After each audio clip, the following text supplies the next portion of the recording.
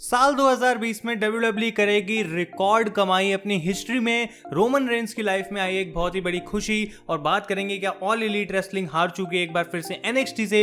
ये और बहुत कुछ आज की इस वीडियो में, तो आप इस एंड तक देखते रहें। चैनल पर नए हैं तो सब्सक्राइब करें और उस नोटिफिकेशन बेल को दबाना ना भूलें।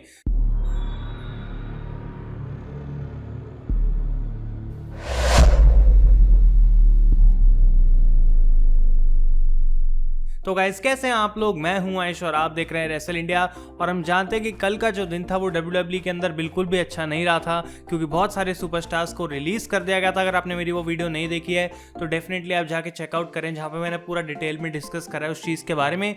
लेकिन कल रात को एक और बहुत बेकार न्यूज आई थी गाइस कि WWE hall of famer Howard Finkel जो है वो सैडली पास अवे हो चुके हैं। उनकी डेथ हो चुकी है एट द एज ऑफ 69 और काफी ज्यादा बेकार न्यूज थी। ऑलरेडी एक बहुत बेकार दिन चल रहा था WWE के लिए, और उसके ऊपर से ये न्यूज जब आई तो लोग बहुत ज्यादा दुखी हो गए थे, क्योंकि हावर्ड फिंकल माने जाते हैं one of the greatest if not the greatest announcers of all time. अगर आप पुरानी रेसलमेनियास जाके देखेंगे तो आपको दिखेगा कि कितने कमाल की वो अनाउंसिंग करते थे। और ना ही सिर्फ ये, हावर्ड फिंकल वो इंसान थे जिन्होंने विंस मैकमैन को रेसलमेनिया नाम सजेस्ट करा था। तो अगर हावर्ड फिंकल कभी WWF को ज्वाइन नहीं करते तो प्रोबेबली आज हम रेसलमेनिया नहीं देख रहे होते, उस शो को कुछ और बोला जा सकता। तो ये काफी सैड न्यूज है गाइस जो हमें जानने को मिली, और इस पे हम थोड़ा सा रिएक्शन देख लेते हैं। सबसे पहले विंस मैकमैन ने आके लिखा ट्विटर पे, saddened to learn of the passing of my friend and WWE's first employee, WWE Hall of Famer Howard Finkel. The grandest moments in sports entertainment history were made all the grander thanks to Howard's iconic voice. तो सबसे पहला employ जो WWE का था वो थे Howard Finkel. उसके बाद रोमन रेंस ने काफी टचिंग ट्वीट करी, जहां पे उन्होंने लिखा, Even as Howard's health declined, he was more concerned about me and my fight to be healthy. We lost one of the greatest ever. He was the greatest ring announcer ever, and that couldn't even compare to the human being that he was. RIP Fink. तो Roman Reigns के लिए वो बहुत ज्यादा care करते थे, और जबकि उनकी खुद की हेल्थ उतनी अच्छी नहीं थी तब भी वो रोमन रेंस के लिए बहुत ज्यादा सोचते थे। और फाइनली स्टेफनी मैकमैन ने लिखा, in what has already been a tough week for our WWE family, today we lost our first ever employee and WWE hall of famer Howard Finkel. Howard's voice is iconic and recognized by generations of fans. He will be missed. RIP Howard Finkel. Thank you for everything. तो guys definitely यहाँ पे हमको अपना जो respect है वो दिखानी चाहिए हावर्ड फिंकल को। जैसा कि मैंने कहा, he is one of the greatest of all time. अब हम बात करते हैं एक्चुअल न्यूज की गाइस, जो कि हम स्टार्ट करने वाले हैं वेडनेसडे नाइट वॉर्स की रेटिंग से। तो खुशखबरी यहाँ पे NXT के लिए है, क्योंकि वो एक बार फिर से हरा चुके ऑल एलीट रेसलिंग को। और जब से अक्टूबर 2019 से वॉर स्टार्ट हुई है, पहली बार ऐसा हुआ है कि NXT 2 हफ्ते लगातार AEW से जीती है। तो AEW की रेटिंग रही 6,83,000 व्यूअर्स और NXT की रेटिंग रही 6,92,000 व्यूअर्स। तो कुछ ही गैप है यहाँ पे, हम कह सकते हैं सिर्फ 9,000 लोगों से NXT जीती है, लेकिन a win is a win. और अगर आप लोगों ने मेरा रिव्यू देखा था कल इन दोनों ही शोज का, तो मैंने वहां पे बोला था कि मुझे AEW का शो काफी बोरिंग लगा था एज कम्पेयर टू NXT, क्योंकि NXT में रेसलिंग बहुत अच्छी थी कल, और डेफिनेटली वो डिजर्व करते थे क्योंकि एक उनका अच्छा शो था। तो वो जीत चुके हैं एक बार फिर से ऑल एलीट रेसलिंग से। अगली स्टोरी की हम बात करते हैं गाइस, तो रोमन रेंस ने मसल एंड फिटनेस के साथ अपनी एक इंटरव्यू में रिवील करा है कि उनके एक और ट्विंस होने वाले हैं, क्योंकि उनकी वाइफ जो है वो फिर से प्रेग्नेंट है।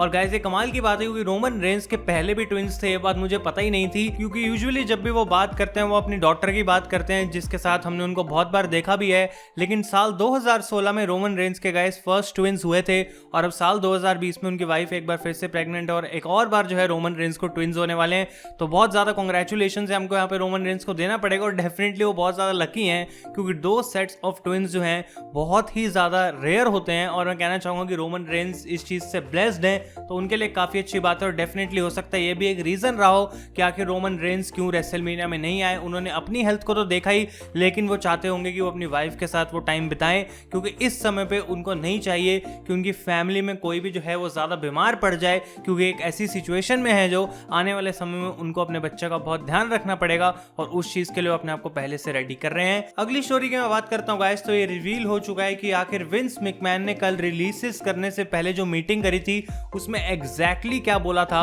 और फाइटफुल सिलेक्ट की तरफ से ये जो एग्जैक्ट वर्ड्स हैं विंस मैकमैन के, हमें जानने को मिल चुके हैं। अब स्क्रीन पे आपको दिख रहा है, आप पॉज करके पढ़ सकते हैं। लेकिन बेसिकली विंस मैकमैन ने यहाँ पे बात बोली थी कि ये जो चीज है वो फाइनेंशियल रीजंस की वजह से WWE को करनी पड़ रही है, जो कि वो करना नहीं चाहते हैं। और यहाँ पे उन्होंने ये बात भी रिवील करी कि जो WWE का नया हेडक्वार्टर्स बन रहा है उसकी जो कंस्ट्रक्शन है और उसका जो स्टार्ट है वो एटलीस्ट 6 महीने तक डिले कर दिया गया है। और इसका रीज़न ये था ताकि WWE अपना जो कैश फ्लो है वो ज़्यादा मेंटेन कर सके, जो पैसे हैं उनके पास वो कम ना हो जाएं। और डेफिनेटली उन्होंने कहा है कि उनके लिए एक ईजी डिसीजन नहीं है, लेकिन वो चाहेंगे कि आने वाले समय में जो है WWE इस चीज़ से उभर कर आएगी और जो भी होगा फ्यूचर वो उनके लिए बेस्ट ही लेकर आएगा। तो डेफिनेटली विंस मैकमैन ने बोली बात और उसके बाद जो सारे रिलीजेस थे वो हमें देखने को मिले। अगली स्टोरी की हम बात करते हैं गाइस, तो वो है WWE के साल 2020 के रेवेन्यू के रिगार्डिंग, क्योंकि बहुत सारे लोग सोच रहे होंगे कि इन्होंने इतने सारे रिलीजेस करें तो आखिर कितने पानी में है WWE, कितने पैसों का इनको नुकसान होगा।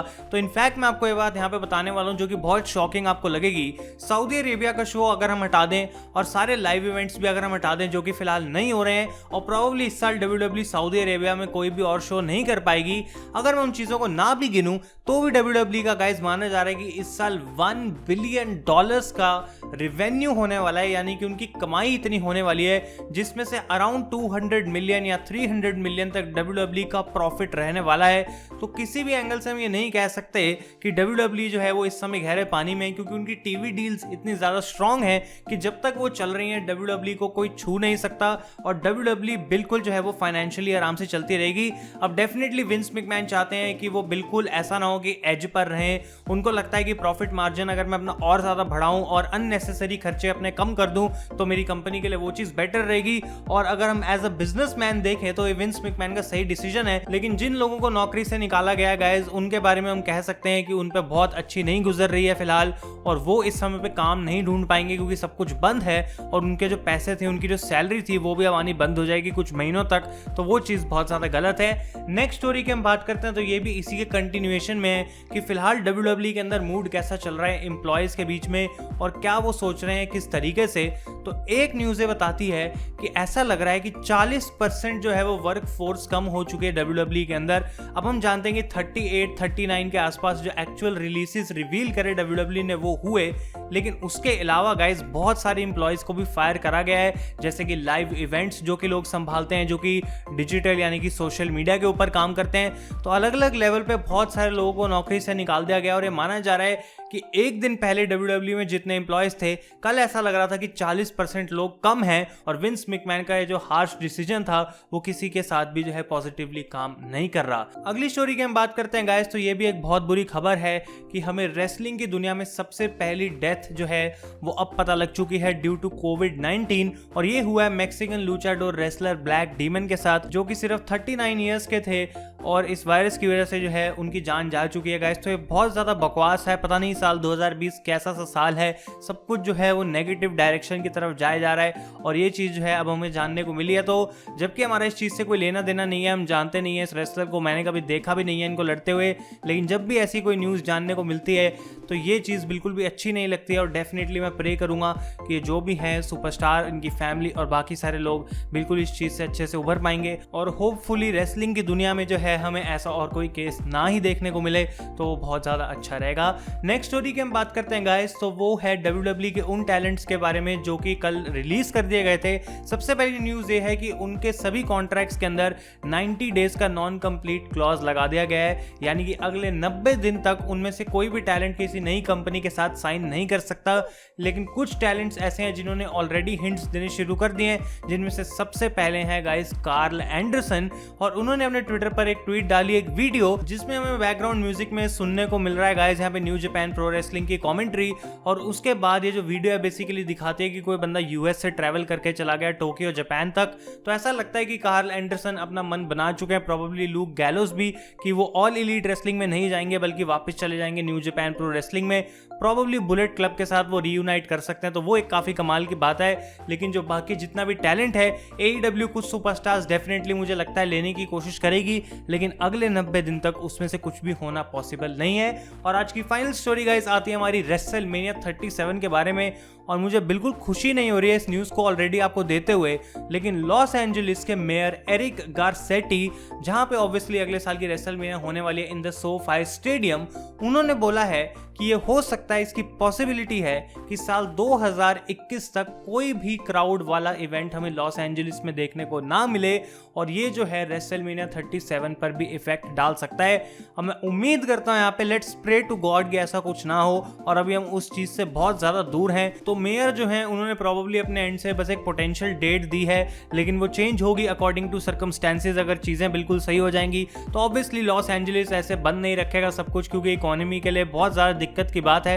और ऊपर से जिस स्टेडियम में रेसलमेनिया होने वाली है गाइज, जैसा कि मैंने बोला सोफी स्टेडियम, वहाँ पे कंस्ट्रक्शन अभी भी चालू है। ड्यूरिंग द पैंडेमिक उनको स्पेशल परमिशंस मिली हुई है, जहाँ पे सारे प्रिकॉशंस के साथ उस स्टेडियम की कंस्ट्रक्शन कंटिन्यू हो रही है, क्योंकि किसी बहुत बड़े इवेंट के लिए स्टेडियम को प्रिपेयर करने में काफ़ी टाइम भी लगता है। तो उसकी तैयारियां अभी से ही शुरू हो चुकी हैं और ऑलमोस्ट 1 साल का टाइम लग जाएगा उस स्टेडियम को रेडी होने के लिए for WrestleMania and other big events. तो यहाँ पे हमें ज़्यादा इस स्टोरी में डीप डाइव नहीं लेना चाहिए फिलहाल, और उम्मीद करते हैं कि रेसलमेनिया 37 से पहले ही हमें एक बार फिर से रेसलिंग देखने को मिल जाएगी विद अ लाइव क्राउड। तो गाइज ये थी सारी न्यूज़ आज की इस वीडियो में। अगर आपको ये वीडियो पसंद आई है डेफिनेटली इसको लाइक करें और अपने ओपिनियन इन सभी स्टोरी के बारे में मुझे कमेंट्स में बताना ना भूलें। Thank you so much for watching. मैं हूं आयुष और आप देख रहे हैं रेसल इंडिया।